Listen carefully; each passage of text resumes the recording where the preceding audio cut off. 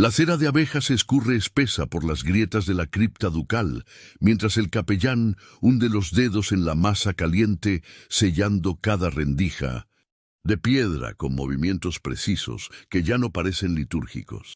3 noches de arañazos, 3 noches de sonidos apagados que hicieron a los criados persignarse en el corredor húmedo del castillo de Ávila. Ahora silencio.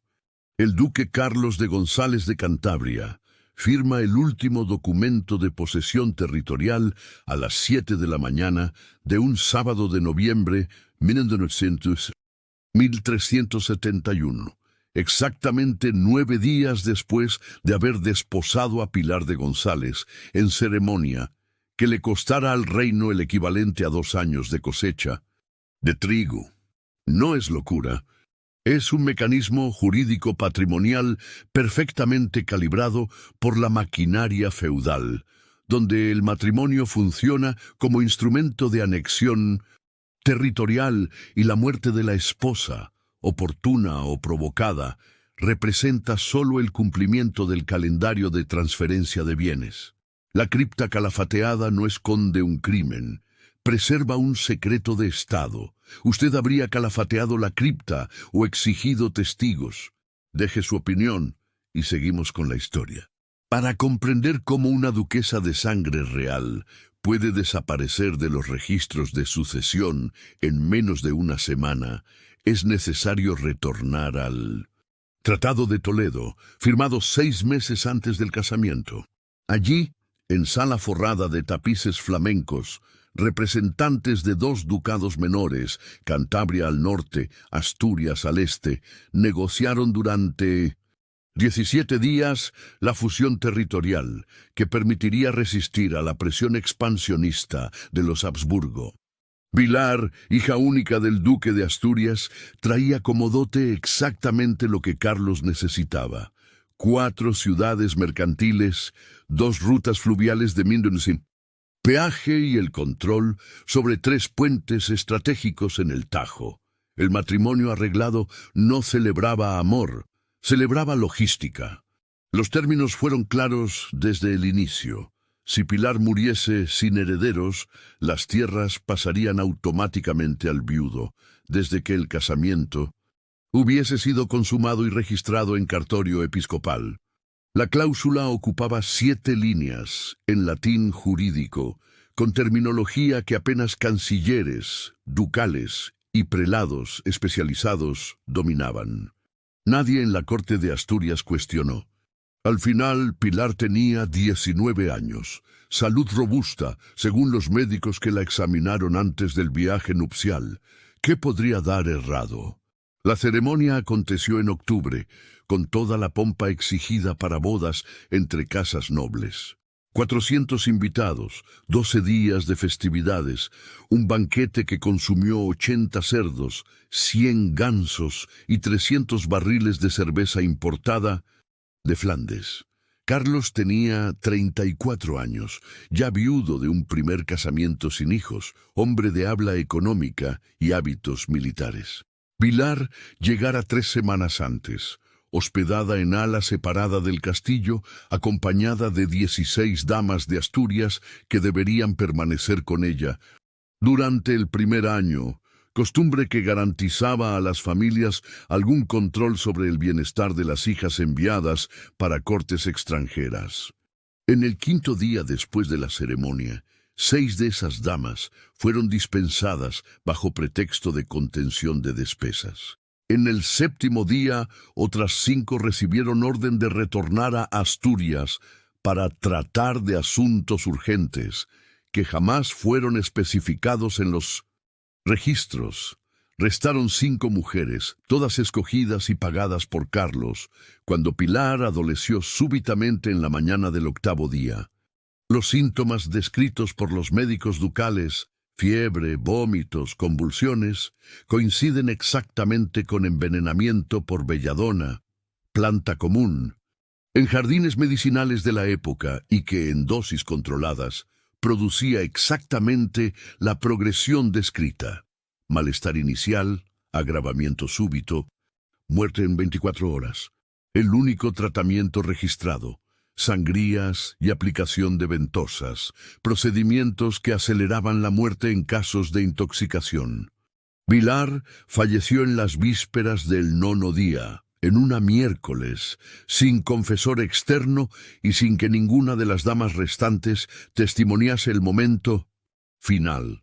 Todas fueron apartadas del cuarto bajo orden médica de preservar el ambiente de miasmas. Apenas él y el médico jefe, hombre que 3 semanas después recibiría propiedad rural evaluada en 100 florines de oro, cuantía equivalente al salario de 10 años de un maestro artesano.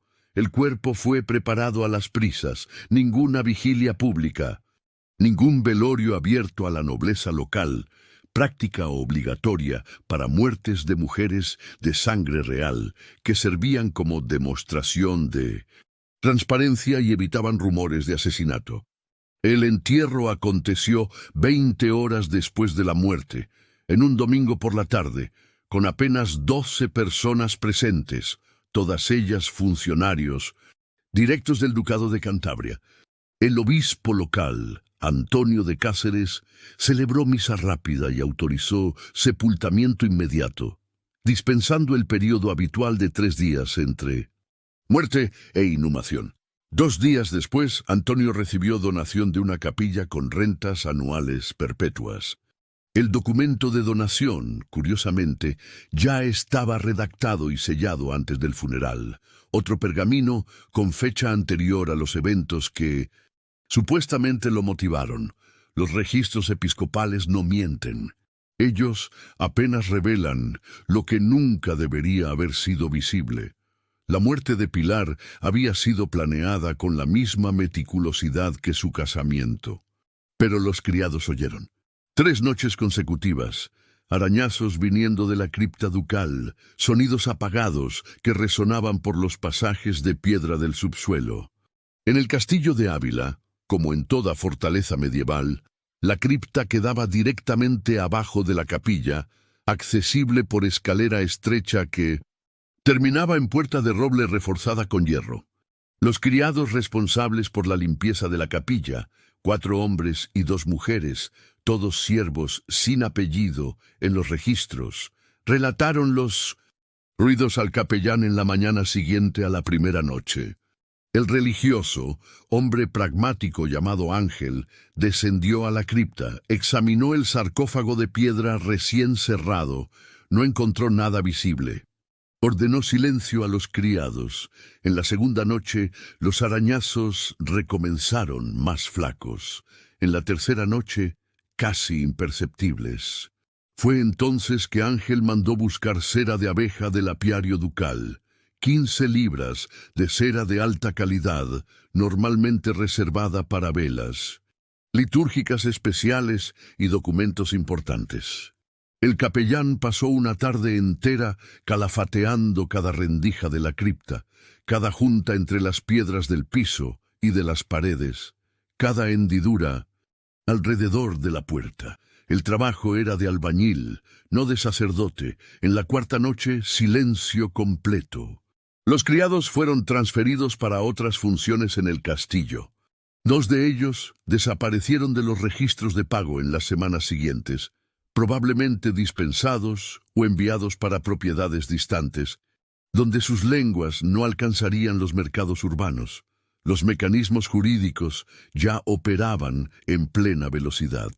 En el día del funeral, Carlos presentó al Consejo Ducal 3 documentos fundamentales: la certificación de casamiento, el atestado de consumación, firmado por testigos de la primera noche, costumbre invasiva pero jurídicamente necesaria, y el título de posesión territorial que transfería las tierras de Asturias para el Ducado de Cantabria, todos los papeles en orden, todos fechados y registrados según los protocolos feudales. El Consejo aprobó la transferencia por unanimidad. 6 consejeros votaron, 6 concordaron. 3 de ellos recibieron, en los meses siguientes, cargos administrativos en ciudades recién anexadas, puestos que traían rentas generosas y poder local considerable. La máquina burocrática medieval no exigía corrupción explícita.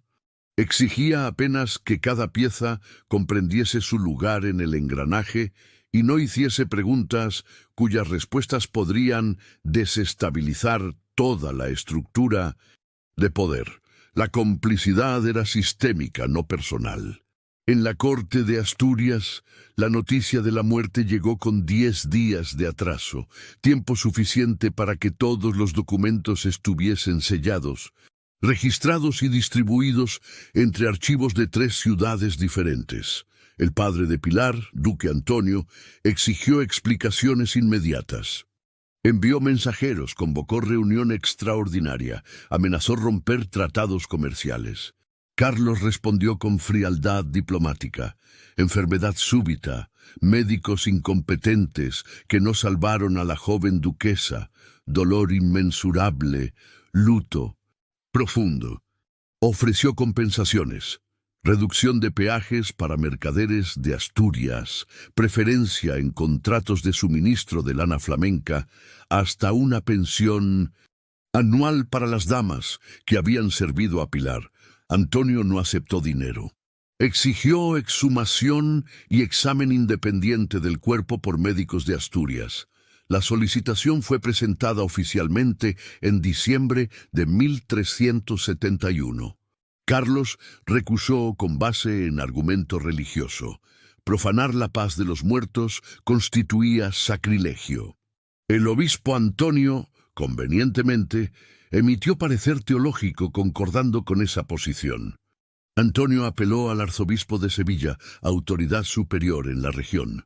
El proceso eclesiástico demoró 8 meses. Cuando finalmente la autorización de exhumación fue concedida, bajo presión política considerable, Carlos presentó nuevo obstáculo. La cripta había sido consagrada permanentemente después del entierro, y no podría ser abierta sin desconsecración previa, proceso que exigiría comisión papal. El caso fue enviado a Aviñón. Allí se perdió en la burocracia curial, entre centenares de otros procesos. El Papa Gregorio XI nunca respondió oficialmente. La alianza entre Cantabria y Asturias se desmoronó en menos de 12 meses.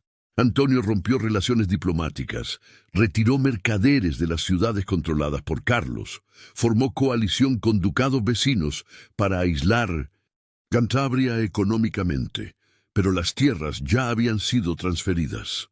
Carlos había alcanzado su objetivo estratégico: expandir territorio, consolidar poder, garantizar ingresos de peaje que sustentarían su ejército por décadas. El costo humano: una joven de 19 años enterrada posiblemente viva, criados silenciados, damas dispensadas, documentos forjados, representaba apenas despesa operacional dentro de la lógica feudal. La cera no guarda secretos. Y los intereses ducales en 1371 valían mucho más que la vida de una novia inconveniente. En los archivos de Ávila, una única referencia a Pilar permaneció: entrada contable, registrando despesas de funeral, totalizando 23 florines. Menos que el costo de un caballo de guerra medio. Su nombre desapareció de los registros oficiales de sucesión. En los documentos posteriores de Carlos, ninguna mención a la primera esposa. Cuando el duque se casó nuevamente 3 años después, esta vez con viuda rica de ciudad hanseática, los cronistas oficiales escribieron que aquel era su segundo matrimonio, apagando a Pilar como si nunca hubiese existido. La estrategia de eliminación no era apenas física, era archivística. Controlar el pasado significaba controlar el presente. Y controlar los registros significaba controlar la narrativa que llegaría a las generaciones futuras. Pero no todos los documentos pudieron ser destruidos. En Asturias, archivos familiares preservaron correspondencias de Pilar escritas en las semanas anteriores al casamiento. Cartas comunes, relatos de preparativos, descripciones de vestidos y joyas. En la última carta, fechada de 2 días antes de la ceremonia, un detalle perturbador. Pilar menciona haber conocido al médico jefe de Carlos, hombre que le pareció excesivamente interesado en conocer mis hábitos alimentares y horarios de refecciones. La observación, inocente en la época, gana contornos siniestros cuando leída a la luz de los eventos posteriores. El médico estaba colectando informaciones, estudiando rutinas, preparando el terreno para intervención que necesitaría parecer natural, súbita, inevitable. La medicina medieval ofrecía herramientas perfectas para asesinatos discretos, plantas venenosas abundantes, síntomas fácilmente confundibles con enfermedades comunes, tratamientos que aceleraban la muerte en vez de prevenirla.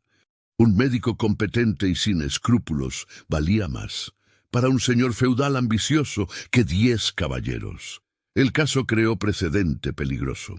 En los 20 años siguientes, por lo menos 4 nobles de la región murieron en circunstancias similares: casamientos arreglados, muertes súbitas, transferencias rápidas de propiedad, recusas de exhumación. El patrón era reconocible, pero cada caso permaneció aislado, tratado como tragedia individual, jamás conectado a los demás en un patrón sistemático de eliminación por interés. Patrimonial. La fragmentación de los archivos entre ducados, la falta de comunicación entre cortes, la lealtad de los funcionarios locales, todo conspiraba para impedir que el mecanismo fuese expuesto. Cada señor feudal gobernaba su territorio como feudo independiente, y dentro de esas fronteras su palabra era ley. No había instancia superior efectiva, no había policía centralizada, no había investigación criminal en el sentido moderno. Había apenas poder bruto, disfrazado de protocolo. Carlos de González gobernó por más 17 años después de la muerte de Pilar. Consolidó dominios, expandió comercio, construyó alianzas, murió respetado como estadista competente. Su túmulo en Ávila trae inscripción en latín celebrando sabiduría, coraje y devoción cristiana. Ningún reconocimiento de la mujer cuyas tierras sustentaron mitad de su reinado. La cripta ducal permaneció sellada por 3 siglos. Cuando finalmente se abrió en 1671, durante reformas arquitectónicas en el castillo, encontraron 7 sarcófagos de piedra, todos vacíos. Los mínimos cuerpos habían sido transferidos a un lugar desconocido décadas antes. No hubo investigación, no hubo escándalo. Apenas una nota burocrática en los registros de la reforma. Criptas antiguas, vacías, sin identificación. La historia de Dolores se convirtió en leyenda local, susurrada en tabernas, contada en noches de invierno, nunca confirmada oficialmente. Algunas versiones dicen que ella aparece en las noches de luna nueva, arañando puertas de piedra. Otras afirman que el viento que silba por las torres del castillo lleva su último suspiro. Pero las leyendas son convenientes. Las leyendas no exigen justicia.